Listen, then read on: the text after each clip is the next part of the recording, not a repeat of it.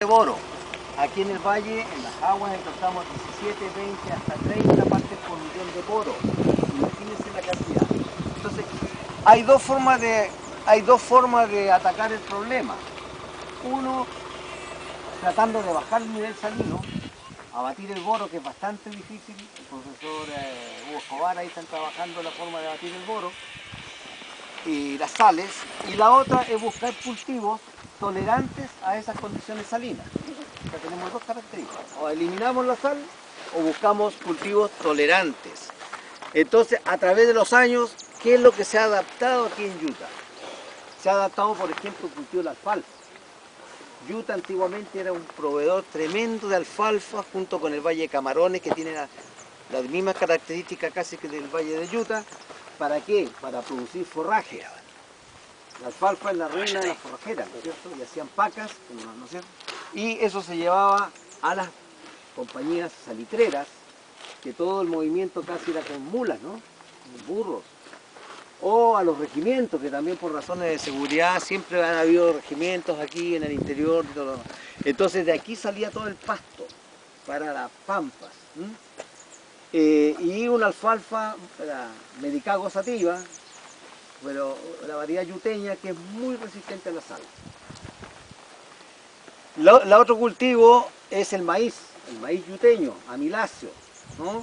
Sea maíz, amilácea, que también se fue adaptando a la zona y a las características salinas, y se formó el ecotipo yuteño, un ecotipo yuteño maíz amiláceo.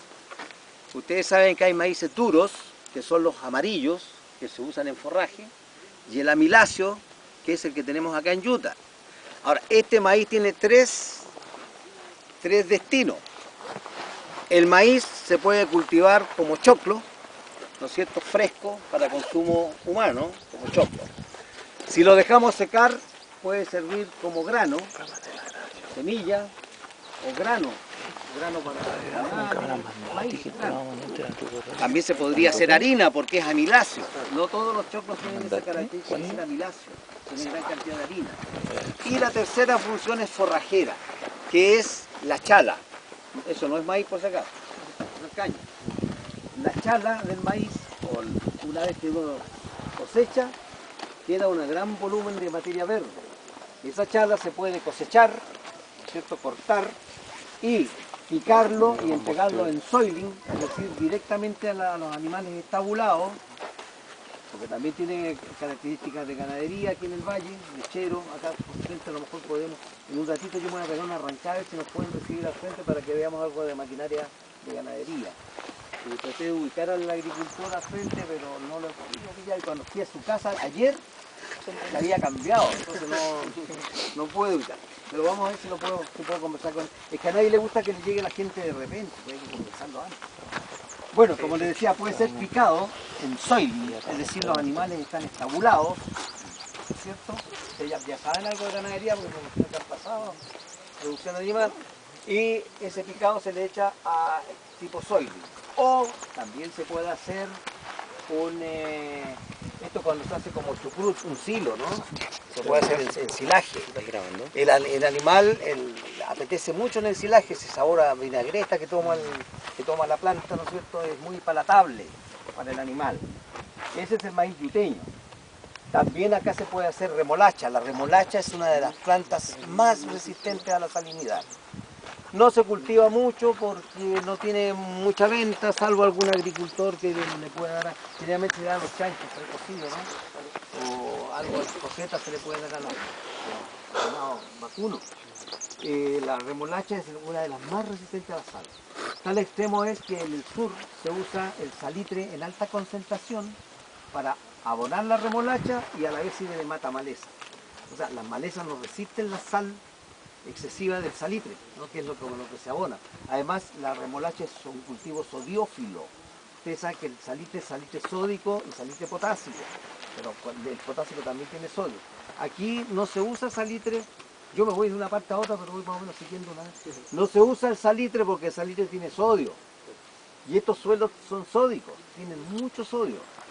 Entonces no puedo seguir abonando con sodio, por eso uso otro tipo de abono. Pero en el sur de Chile sí. Incluso en el sur se usa la nitroborocalcita, que es con boro. Imagínense meterle boro aquí cuando tenemos exceso. Por eso va de la fertilización o la abonadura va a depender de las características del suelo, la zona y el cultivo. Ahora, este valle tiene la característica aún todavía que tiene mal drenaje. ¿Qué significa drenaje? Que el agua, que cuando se produce el riego, el agua no sale del suelo, se mantiene a una cierta altura, una napa colgante se llama, ¿no? Entonces las plantas se ahogan, ¿no? Por lo tanto, en el año, muchos años atrás, por ahí por el año 70, antes, el Ministerio de la Pública hizo una red de drenaje, hay unos planos, red de drenaje de todo el Valle de Iquique, que es en tuba, unos tubos de cemento y tipo espinas de pescado. Entonces donde había cultivo pasaba un drenaje central y espina de pescado se llama porque salen drenajes secundarios que el agua penetra, entra a esos tubos y cae al drenaje principal y eso va al río. ¿Cuál es el problema? Que en la parte alta la salinidad del agua del río, que la salinidad del agua de riego, no es tan alta como al llegar a la costa, justamente por los drenes. Imagínense ustedes riegan un terreno salino, con agua salina, pasa el agua, arrastra, lixivia, las sales y las devuelve al río. Entonces van a encontrar que de cordillera a mar la salinidad va en aumento.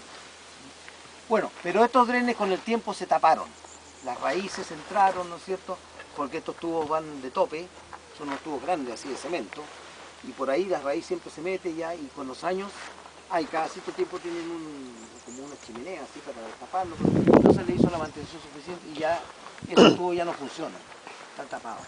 Entonces, ¿qué es lo que se hace? Drenes a tajo abierto. Cuando uno ve que el agua, esta es la pendiente, ¿no es cierto?, tiene que hacer al final un dren con una cierta inclinación. Un dren es nada más que un canal muy profundo. Esto podríamos llamarlo un dren, aunque esto es un canal de decantatación profundo, que llegue más abajo que la napa de agua, ¿no es cierto? Entonces cae el agua a ese dren, o un canal muy profundo, y sale del terreno, y lo sanea. Eso permite hacer los cultivos, que las raíces no se ahoguen. Esto que ven aquí ustedes, como estuvimos tratando de hacer unos riegos por goteo, unos proyectos de muchos años atrás, esto lo hice yo. La idea era echar agua al canal, decantar, ¿no es cierto? Y en las arenas, lo que tuviera, por rebalse, pasaba el agua del sobrenadante, que viene sin materia sólida, pasar a la otra, y allá, en ese tubito, el agua ya también había la que había alcanzado a pasar, también decantaba y pasaba el agua limpia. Pasaba a un estanque ahí y ahí usábamos riego por goteo. Ustedes saben que el riego por goteo, los emisores se tapan con la tierra, con la arena, el limo, generalmente el más complicado. Usábamos cinta, usábamos gotero y si el agua no estaba bien filtrada o decantada, se tapa. Lo que pasa es que a esto no le hicieron mantención. A medida que, como ya no se ocupó ya, pero a medida, eso significa que cuando se decanta el material sólido, hay cada cierto tiempo que irlo retirando. ¿Hace cuánto que no lo usan esto, profe? Uy, mira, yo me fui hace 5 años atrás y hacía como 4 años antes, como 10 años yo creo. Como 10 años. ¿Y eso que está abajo era lo que quedaba ahí o...? Es lo que queda. Entonces, como siempre se mantiene húmedo, se creció totora. Sí, sí. ¿Cómo se llama la totora? ¿Quién se acuerda? Botánica. Esta es profesor de botánica. Tifa augustifolia. Esa es la totora. Es la misma totora que sale a las alturas, en el lago Titicaca, con lo que se ocupa en artesanía o se hacen embarcaciones, la totora.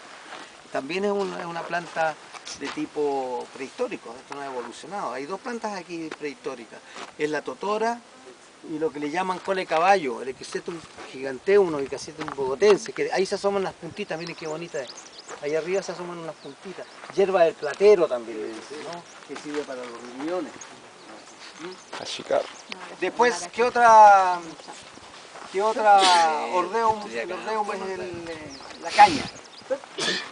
Después que tenemos otra, la brea, esto es la brea, Tesaria absintioide. Tenemos el